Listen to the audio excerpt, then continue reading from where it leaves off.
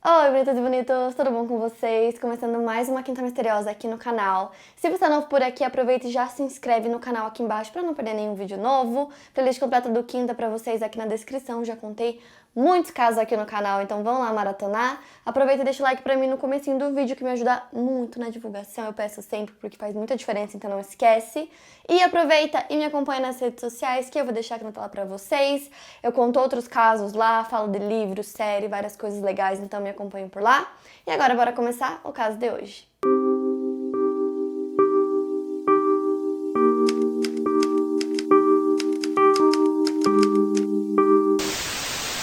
Mindy Schloss nasceu em Nova York e se mudou para o Alasca nos anos 1980. Lá ela se formou em enfermagem pela Universidade do Alasca. Ela sempre se dedicou em ajudar pessoas e com muito estudo ela obteve um diploma em enfermagem psiquiátrica. Ela era compassiva e corajosa e decidiu levar tratamento médico para as pessoas que moravam em comunidades carentes no Alasca. Ela morava em Anchorage, que é a maior comunidade do norte do Alasca e é um lugar que atrai pessoas procurando por aventuras, assim como a Mindy. Então, quando ela se mudou para o Alasca, era para ter sido uma estadia curta a princípio, mas ela acabou ficando por lá e já morava lá há mais de 20 anos. A Mindy também trabalhava em Fairbanks, que é uma cidade que fica a 600 quilômetros de distância. Então ela voava de Anchorage para Fairbanks 2 vezes no mês, era um voo de 2 horas. E ela também alugou um espaço para fazer o escritório dela, seu primeiro consultório particular para atender como enfermeira psiquiátrica. Lá na cidade que ela morava, ela tinha uma amiga chamada Gary Yett, que também era enfermeira. Segundo a Gary, a Mindy era muito responsável, ela gostava muito que as pessoas cumprissem seus horários. Então ela não gostava que as pessoas se atrasassem, ela era muito ética no trabalho, então se as pessoas deviam se doar 100%, ela sempre se doava 110% em tudo que ela fazia. Então as duas acabaram se tornando muito próximas, a Gary e a Mindy, e aí, como a Mindy tinha que trabalhar 2 vezes na semana em outra cidade, a Gary ia até a casa dela para dar os remédios e alimentar o gato dela, que ele precisava tomar os remédios todos os dias. Então elas confiavam muito uma na outra. Até que na primeira semana de agosto de 2007, a Gary esperava encontrar com a Mindy antes que ela fosse para Fairbanks. E aí ela ligou para a amiga. E aí ela não atendeu, não respondeu, então ela imaginou que ela estivesse ocupada, né, fazendo as malas, arrumando o que ela precisava para fazer a viagem semanal dela. Então ela fez a primeira ligação no sábado à noite, ninguém atendeu, então ela deixou um recado. E ela continuou ligando no domingo várias vezes e ninguém atendia. Além da Gary, a Mindy tinha um namorado chamado Bob Conway, que eles tinham um relacionamento de idas e vindas, então eles terminavam, voltavam. E nesse final de semana ele também estava tentando entrar em contato com ela e também não conseguiu. E aí ele tentou deixar um recado pra Mindy na caixa de mensagens, só que ele não conseguiu porque já estava lotada, o que era uma coisa extremamente incomum, ela nunca deixava a caixa lotada de mensagens, então ele começou a achar muito estranho. Ele decidiu ligar pra Gary. E aí ele fala que estava tentando falar com a Mindy, se ela sabia onde ela estava. E aí a Gary respondeu que também estava preocupada, também estava tentando falar com ela e que não conseguia. Então os dois eram muito próximos dela, né, mais do que as outras pessoas que eles conheciam. Então eles começaram a ficar muito preocupados, porque ela sempre atendia os dois e ninguém sabia, né, nenhum dos dois sabia aonde ela estava ou se tinha acontecido alguma coisa. Então os dois sentiam que tinha alguma coisa errada acontecendo, até que no dia seguinte a Gary decidiu ir até a casa da Mindy para alimentar o gato dela, dar os remédios pro gato dela. Naquele dia ela teria que fazer a viagem, né, para Fairbanks. Então ela chega na casa e a primeira coisa que ela repara é que a casa estava desorganizada, que era uma coisa muito estranha. A Mindy era extremamente organizada, então a casa sempre estava impecável. Ela conta que a amiga até era um pouco obsessiva com organização, então ela achou isso já um pouco estranho. Então ela dá o remédio e comida pro gato, e aí quando ela vai sair da casa, ela percebe que a maçaneta tava meio solta, a porta tava meio solta, assim, então ela pega uma chave de fenda, aperta tudo, deixa tudo da forma que deveria estar, tranca a porta e sai. Então a Gary vai pro trabalho e chegando lá, ela liga pra supervisora da Mindy em Fairbanks, e aí que ela fica mais preocupada ainda, porque aí ela responde que ela não foi pro trabalho e ela era extremamente, assim, pontual, então ela não atrasava, não faltava. Então ali ela tinha certeza absoluta que alguma coisa muito estranha tinha acontecido, então ela liga pra polícia. Então essa ligação aconteceu no dia 7 de agosto de 2007 e a Mindy tinha 52 anos de idade quando ela desapareceu. E aí a detetive Pen Pernell estava se preparando para ir para casa quando ela recebe uma ligação do sargento relatando esse desaparecimento de uma mulher que sumiu misteriosamente. Então a detetive vai na casa da Mindy com a amiga dela, com a Gary. No primeiro momento que ela entra, ela não consegue notar nada de estranho na casa, não tinha sinal de que a casa tinha sido roubada, nada que indicasse luta, assim, não tinha nada muito estranho ali. Como ela era enfermeira, ela tinha alguns medicamentos em casa, então a Gary explicou que talvez se alguém quisesse roubar a casa, poderia tentar roubar esses medicamentos, mas nada havia sido roubado, as prescrições médicas, né, o bloquinho que ela tinha, que alguém poderia ter roubado também, falsificado, tava lá, então isso que seria uma primeira coisa que ela pensou, já naquele momento viu que não era, que tava tudo lá. Só que aí a Gary começou a prestar mais atenção na casa e conseguiu perceber algumas coisas mais incomuns. Primeiro, ela viu que tinha algumas contas em cima da mesa, umas contas espalhadas. Tinha uma garrafa de vinho vazia na bancada. E aí, quando elas foram pro quarto da Mindy, a cama estava perfeitamente arrumada e estava com os lençóis para dentro do colchão, tipo, colocados para dentro. E aí ela disse que a Mindy nunca arrumava a cama dessa forma, nunca colocava os lençóis todos para dentro desse jeito. Então aí para ela foi muito estranho, ela achava que não tinha sido ela quem tinha arrumado a cama. E aí a Gary apontou essas coisas incomuns para a detetive e as duas estavam saindo da casa, elas passaram pela garagem e foi aí que a Gary percebeu que o carro da Mindy também não estava lá.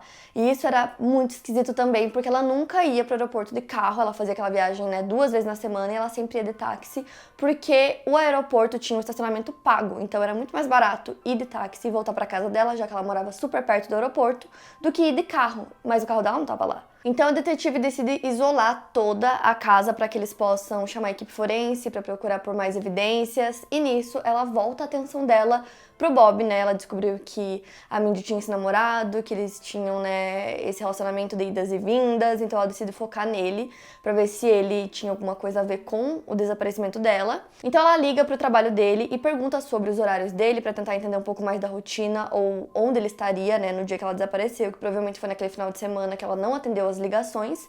E aí ela descobre que ele não estava na cidade naquele dia, então não tinha como ser ele. A detetive também descobriu que a Mindy usava um site de encontros, então às vezes ela ia em um encontro ou outro, e ela decidiu começar a investigar essas últimas pessoas que ela tinha se encontrado, e ela também começou a procurar alguma coisa no computador da Mindy pra ver se ela achava alguma coisa relacionada a esses encontros, e ela não achou nada. Mas ela conseguiu ver a última vez que a Mindy tinha acessado o computador, que tinha sido no dia 4 de agosto, 1h30 da manhã, então foi relatado o desaparecimento dela no dia 7, então foram 3 dias antes, o último acesso que ela teve ao computador. A polícia não sabia o que tinha acontecido com ela depois disso, então eles começaram a distribuir fotos dela e do carro dela em lojas e também nos canais de TV locais. Então as pessoas começaram a ligar e dizer quando haviam visto ela pela última vez. E teve algumas pessoas que disseram que tinham visto ela no Texas. E os detetives estavam tentando seguir todas as dicas, né, que eram enviadas para eles pelas pessoas. Só que eles decidiram apelar para o agente especial do FBI, Michael Thorson. Eles estavam tentando determinar o que havia acontecido e o agente pensou que talvez ela poderia ter planejado uma viagem. Então eles olharam para as transações que ela tinha feito no cartão de crédito para ver se ela tinha comprado alguma passagem ou quem sabe algumas coisas, né, que as pessoas usam antes de viajar. Então basicamente não tinha nada que indicasse que ela planejava sair da cidade ou que ela tivesse saído de fato. E eles tiveram essa ideia por conta do carro dela, né, que não estava na garagem. Porém, não encontraram nada que indicasse que ela realmente tinha saído da cidade ou se ela estava se planejando para sair da cidade. Então eles começaram a pensar em outras possibilidades pro caso. Uma delas era que ela talvez tivesse saído para caminhar no domingo de manhã, talvez fazer uma trilha, que ela tivesse machucado no meio do caminho ou talvez tivesse sido atacada por um urso. E aí eles decidiram mandar uma equipe para procurar por ela na vizinhança, mas não tinha nem sinal da Mindy. Então, enquanto isso, a detetive Pam ligou pro banco da Mindy, porque eles só tinham verificado se ela tinha feito alguma compra, e ela decidiu verificar se tinha acontecido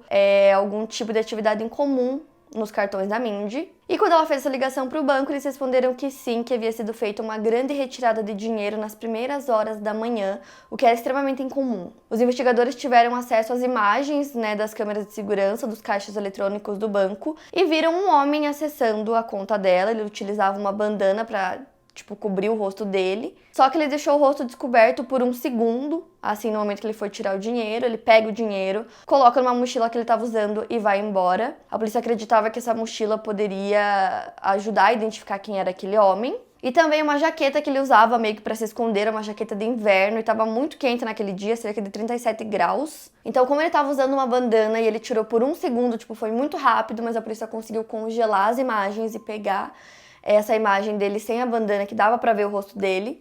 E aí eles mostraram pros amigos da Mindy pra ver se alguém reconhecia esse homem, se era alguém que conhecia a Mindy, alguma coisa assim, se era alguém que ela já tinha se encontrado, mas nenhum deles reconheceu quem era aquele homem. Enquanto isso, a investigação continuava e aí eles descobriram que a Mindy queria fazer uma reforma na casa dela, então ela estava entrando em contato com alguns empreiteiros e que um deles teve uma discussão com ela porque ela achou o valor muito alto e aí eles começaram meio que a discutir. Ela comentou isso com os amigos dela, dizendo que ela ficava desconfortável na presença desse homem, que ela tinha até um pouco de medo dele. Então eles conseguem rastrear esse homem para ver se ele tinha alguma coisa a ver. Só que não tinha nada, não tinha nem como considerar ele um suspeito. A detetive Pam, que estava cuidando do caso, também conseguiu falar com o segundo empreiteiro, que inclusive tinha ido na casa da Mindy no dia que ela desapareceu, no provável dia que ela desapareceu, poderia ter sido, né, no sábado ou no domingo. E esse empreiteiro tinha ido na casa dela por volta das 7 horas da noite, então ela consegue conversar com esse homem. Ele se demonstrou muito nervoso no momento da conversa, ele parecia realmente estar assim muito agitado, mas não tinha nada assim que pudesse incriminá-lo no sentido assim do desaparecimento da Mindy. E aí perguntaram pra ele se ele tinha visto mais alguém lá no local, alguma coisa assim, alguma coisa suspeita. Ele disse que não. E como a história que ele contou batia e ele não tinha histórico criminal, tipo, meio que não tinha muito o que fazer, era isso. E nisso já davam 48 horas que a Mindy tinha desaparecido. E aí os detetives começaram a achar que talvez ela já estivesse morta. Enquanto tudo isso acontecia, a polícia descobre que aquele mesmo homem que já tinha feito uma retirada de dinheiro usando o cartão da Mindy tinha tentado fazer uma segunda retirada. Ele usava a mesma jaqueta e o valor máximo que dava para tirar no caixa era $500 e foi o valor que ele tirou da primeira vez e foi o valor que ele tentou tirar nessa segunda vez.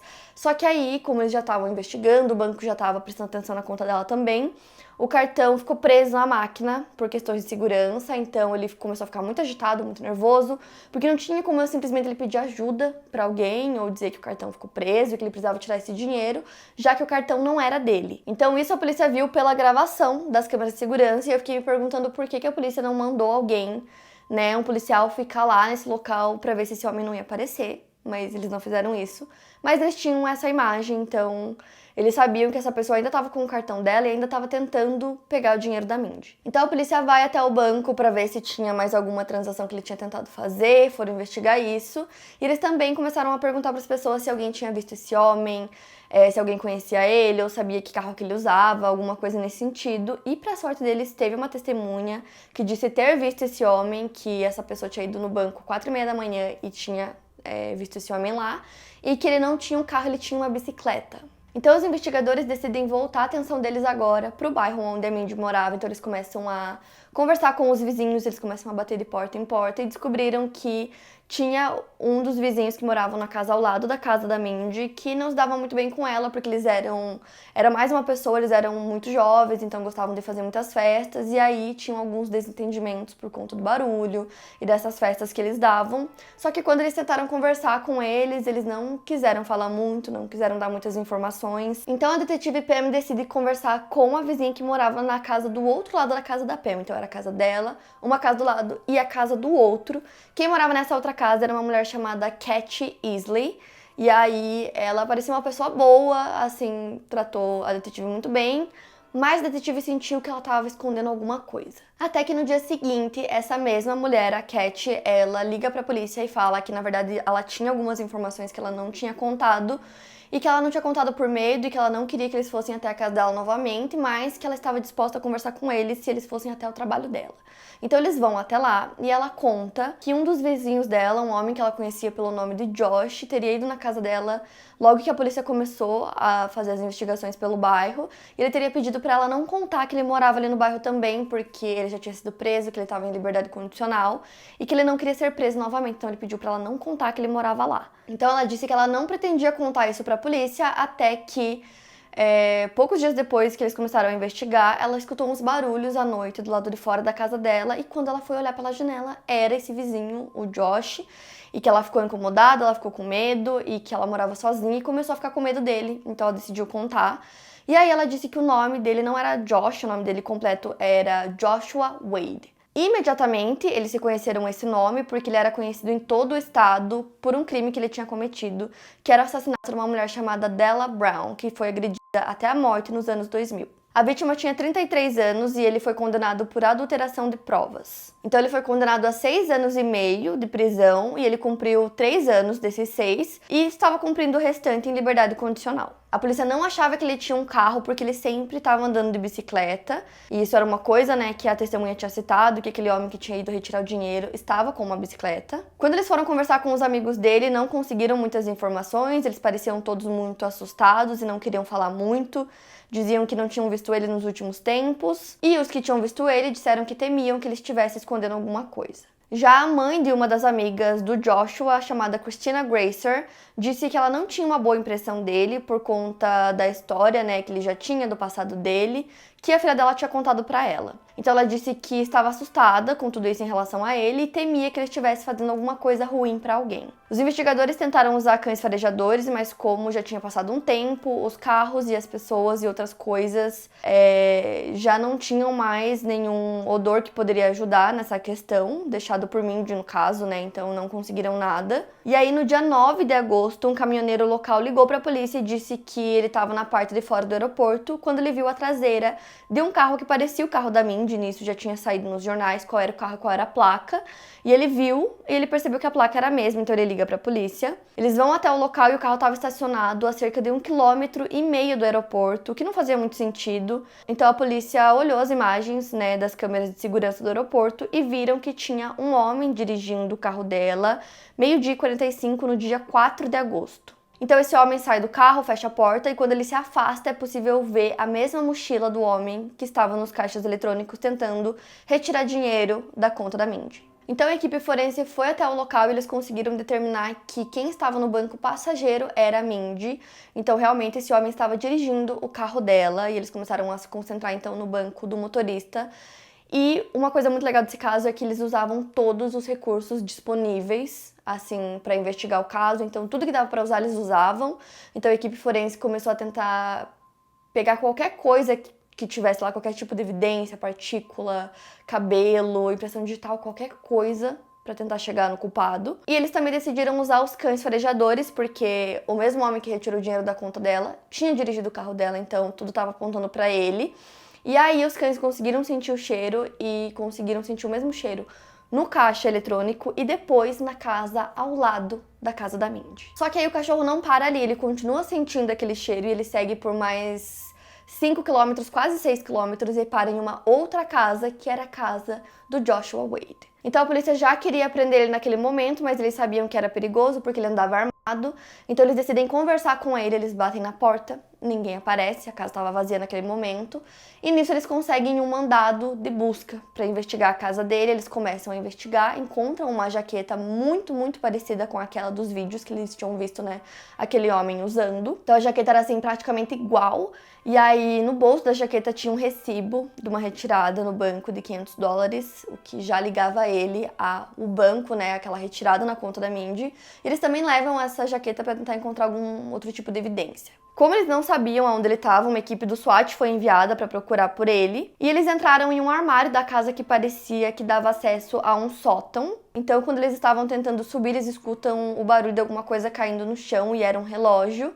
E esse relógio pertencia a Mindy, a amiga dela conseguiu fazer o reconhecimento e dizer que era dela. Então, nessa altura, eles já tinham muitas evidências, mas ainda não tinham um corpo, né, para ligar o Josh realmente ao caso. Enquanto isso, a polícia conseguiu os resultados de DNA do carro que provaram que o Josh esteve no veículo. Então, a partir desse momento, ele era procurado pela polícia como um possível suspeito. A polícia também decidiu liberar as imagens das câmeras para que as pessoas ajudassem a localizar o Josh.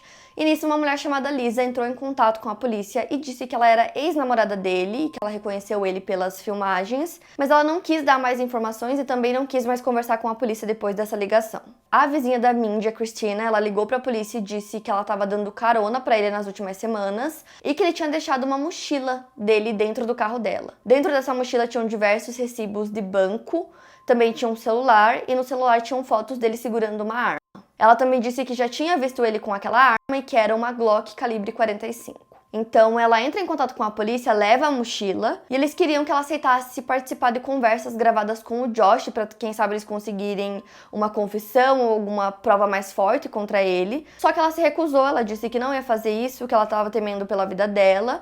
E a partir desse momento ela meio que decidiu parar de cooperar com a polícia, realmente por medo. E eles pediram para ela tomar muito cuidado, já que ela tinha entregado a mochila do Josh e ele sabia que ela estava com a mochila, então era para ela ficar atenta. Só que aí a mãe da Christina conta pra polícia que ela estava em casa quando ele foi até lá e ela ligou pra mãe dela contando o que tinha acontecido e que ele apareceu na porta da casa dela pedindo a mochila de volta e pedindo também que ela desse uma carona pra ele.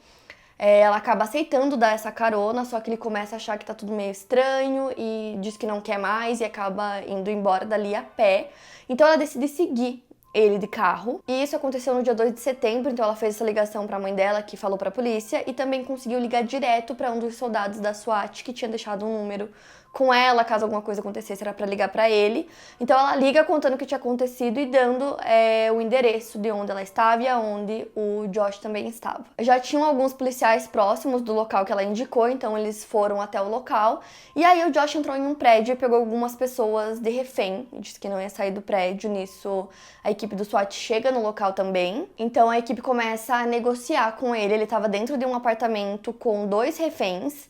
E aí, depois de muita negociação, ele resolve sair e aí ele se entrega. Ele tinha 27 anos de idade. Então ele é levado sob custódia e ele não falava com a polícia porque ele dizia que ele queria um advogado. Ele também disse que não fazia ideia do porquê ele estava sendo preso, então a polícia respondeu que era por fraude, já que ele tinha usado um cartão de crédito que não era dele. E ao todo já faziam 6 semanas que a Mindy tinha desaparecido. E ao mesmo tempo eles não tinham encontrado o corpo dela ainda, então mesmo com essas evidências, não eram fortes o bastante para que o Josh fosse condenado pelo caso, até que um funcionário de uma companhia elétrica descobriu alguns restos mortais de uma mulher em uma área arborizada em uma distância que levava cerca de 1 hora de viagem da cidade onde a Mindy morava até esse local. Isso aconteceu no dia 13 de setembro, 11 dias depois do Josh ter sido preso. A área ficava a cerca de 8 quilômetros de Wasilla, no Alasca, e o corpo da Mindy estava deitado de costas. Ela levou um tiro na nuca de uma arma calibre 45.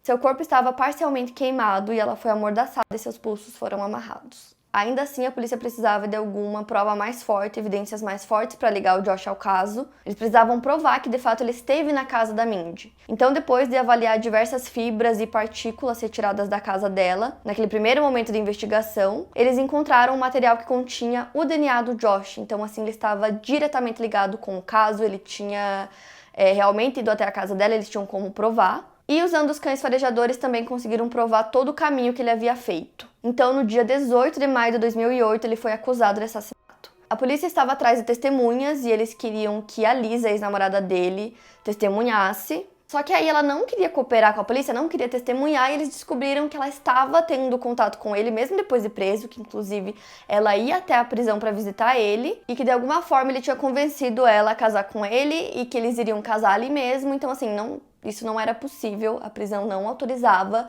que acontecesse um casamento ali, mas eles falavam como se já tivesse acontecido, como se eles já fossem casados. Então ela disse que não ia testemunhar contra o marido dela, mesmo que não fosse válido, né, esse casamento deles. Então, depois de muito tempo conversando com ela, eles conseguiram convencê-la de contar o que o Joshua havia contado pra ela sobre o crime. Então ela conta que no dia do crime ele estava em uma festa do lado da casa da Mindy, que era aquela casa que eu falei pra vocês que eles faziam muitas festas. Ele tava nessa festa lá, e ele tava completamente sem dinheiro, então ele decidiu que ele iria roubar a casa ao lado, que era a casa da Mindy. Ele conseguiu entrar na casa, começou a vasculhar a casa, procurando por dinheiro, até que a Mindy apareceu, e ele achava que a casa estava vazia. Então, naquele momento, ele teria dito que ficou com muito medo de ser preso novamente, já que ele estava em liberdade condicional. E ela tinha visto o rosto dele, né? Então era uma vítima ocular e ele sabia que ele com certeza seria preso. Então ele levou ela pro banheiro, amarrou os braços dela e foi buscar a arma dele. Ele não queria que tivessem evidências dele na casa, então ele colocou sacolas nos pés para não deixar pegadas. E aí ele volta para casa armado, pega a Mindy, coloca dentro do carro dela e dirige até uma floresta, que foi o mesmo local onde encontraram o corpo. Chegando lá, ele faz ela descer do carro, manda ela se ajoelhar de costas para ele, dizendo que ele vai desamarrar os braços dela e soltar ela ali. Só que aí ele dá um tiro na nuca dela. Então toda essa narrativa que ela contou sobre o que teria acontecido fazia muito sentido com as evidências que a polícia tinha e também com a forma que a casa foi encontrada e todas aquelas coisas. Então ele foi a julgamento em outono de 2009.